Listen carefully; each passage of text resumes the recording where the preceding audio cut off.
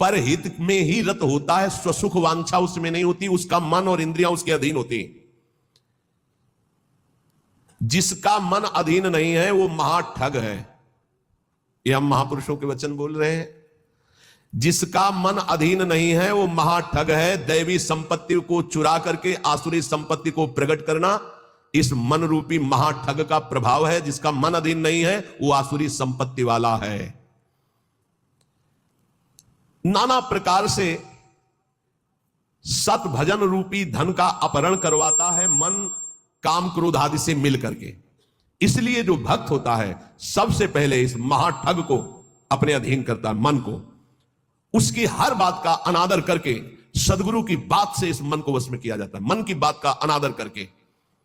और जो मन के अनुसार चलता है वो स्वयं महाठग अपने को ठगा करके ऐसे कार्य करता है जिससे पछताना पड़े। तो भक्त का पहला लक्षण है मन विजयी, स्वसुख वांछा का त्यागी, पहला लक्षण है इसमें जो वर्णन कर रहे हैं। दूसरा है भक्त मृत्यु विजयी होता है। मन विजयी, इंद्रिय विजयी, और दूसरा मृत्यु विजयी। वो हर समय सच्चिदानंद भगवान के चिंतन में इतना निमग्न रहता है कि उसके अंदर से मृत्यु का भय खत्म हो जाता है, मरने का भय खत्म हो जाता है। मन और इंद्रियां अधीन और मृत्यु के भय से मुक्त, भक्त का लक्षण। जिए काल बस ना परे, समुझ जाए शरण ते डरत ना काल डर, शुद्ध भक्त का लक्षण। तीसरा, सदैव गुरुदेव और भगवान के अनुकूल ही कार्य करने वाला, जिससे गुरुदेव की आज्ञा पालन और भगवान की प्रसन्नता हो, उसके अलावा कोई भी अन्य कार्य उस भक्त के द्वारा नहीं हो सकते। अर्थात तस्मात् शास्त्रम प्रमाणन्ते कार्याकार्यो व्यवस्थितो। उसके आचरण साधुता के अनुकूल, गुरु के अनुकूल, शास्त्र के अनुकूल, भगवान के अनुकूल। श्री कृष्ण अनुकूलेन प्रतिकूलस्य वर्जनम, प्रतिकूलस्य वर्जन, प्रतिकूल को त्याग दिया, विसर्जनम पूर्ण रूप से त्याग दिया। पहला है मन और इंद्रियों को वश में करने वाला। अगर मन और इंद्रियों को वश में नहीं किया तो महाठग होगा, क्योंकि मन बहुत ठगी है। वो सारी दैवी संपदा को चुराकर आसुरी संपदा प्रकाशित करता है, इसलिए उसका स्वभाव ठगी हो जाएगा। जो मन और इंद्रियों को वश में नहीं किया, ठगी का मतलब पाखंड, बाहर से बड़ा और अंदर से पोला, अंदर से वही काम क्रोध लोभ मोह मद की प्रवृत्तियां, वही धन, वही भोग वासनाएं। बाना कुछ और है और आचरण कुछ और है। दूसरा है मृत्यु पर विजय प्राप्त की, मृत्यु के भय का नाश हो गया, वही भक्त है। पहला लक्षण शरणागति में आता है निर्भय है, मृत्यु का भी भय खत्म हो गया है। तो जो साधक है वो चल रहा है, लेकिन वो मृत्यु से थोड़ी डरता है, वो तो चल रहा है प्रभु की तरफ। और जो प्रभु का भक्त हो चुका है उसके अंदर मृत्यु का भय कैसे होगा। तीसरा, भूल न दे कुमारक पाऊं, गुरु और इष्ट के प्रतिकूल आचरण बन ही नहीं सकता भक्त के द्वारा। वो सदैव गुरुदेव की आज्ञा और इष्ट देव की प्रसन्नता पर ध्यान रखकर कार्य करता है। चौथा, सदैव देखता रहता है कि मेरे गुरुदेव, मेरे इष्ट देव मुझे देख रहे हैं, मैं जो भी आचरण कर रहा हूं मेरे गुरुदेव देख रहे हैं, मेरे इष्ट देव देख रहे हैं।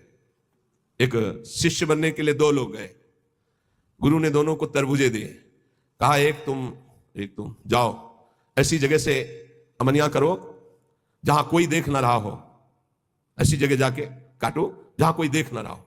एक आए, थोड़ी देर में काट के बैठ गए, बोले उसको भी आ जाने दो। शाम तक घुमा, लौट के ऐसे ही पूरा रख दिया।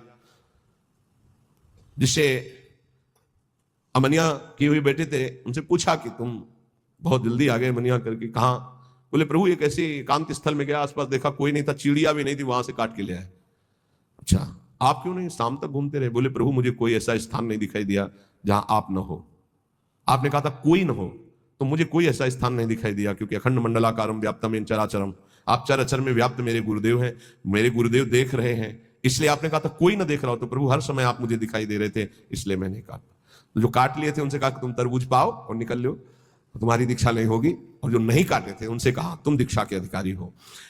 ये चौथा, जो हर समय ये देख रहा है कि मेरे गुरुदेव मुझे देख रहे हैं, मेरे इष्ट देव मुझे देख रहे हैं, मैं जो भी आचरण कर रहा हूं मेरे गुरुदेव देख रहे हैं। पांचवा, ये भक्त का लक्षण, अपने परिवार से तनिक भी मोह ना होना।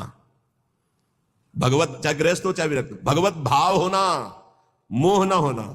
मोह गए बिनु राम पद होई न दृढ़ अनुराग। भगवान की ही तरफ हर वृत्ति, सब में भगवत भाव, मोह किसी से नहीं। और छठवां, महान दुख विपत्ति को आदर पूर्वक मुस्कुरा कर सहना। समझ में आ रहा? ये हैं भक्त के लक्षण। महान दुख। जो गुरु भक्त होता है उसमें दया, नम्रता, साधुओं से प्रेम, दंभ शून्यता, असंगता, निष्कामता, तीव्र वैराग्य, शांति, एकांतवास, केवल भगवान से संबंध, ये 10 बातें जागृत हो जाती हैं जो ये गुरु की शरणागति लेकर के आराधना करता है। सज्जन, साधुजन, भक्तजन उसे ही कहते हैं जो किसी भी माता बहन में काम भाव न देखे, जो किसी से धन लेने की चाह न करे, जो दूसरे के दुख को देखकर स्वयं दुखी हो जाए, और जो हर समय ईश्वर को अपने सामने रखता है, उसे कहते हैं साधु। उसे साधु कहते हैं, चाहे वो गृहस्थ हो चाहे विरक्त हो। फिर किसी भी स्त्री की तरफ काम भाव न करना।